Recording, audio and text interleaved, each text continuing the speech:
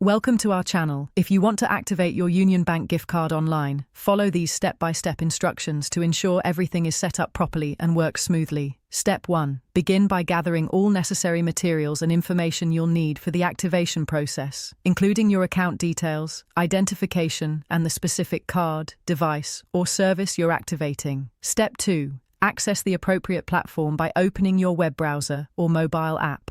Make sure you're using a secure internet connection to protect your personal information during the process.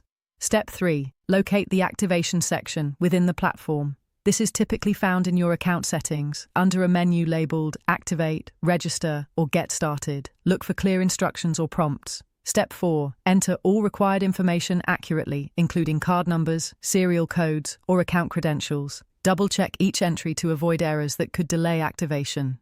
Step 5. Follow any verification steps that appear on screen. This may include receiving a confirmation code via text message or email, which you'll need to enter to proceed with activation. Step 6. Review all terms and conditions carefully before accepting. Make sure you understand any fees, limitations, or usage policies that apply to your activation. Step 7. Complete the activation by clicking the final confirmation button. You should receive an on-screen message indicating successful activation. Allo.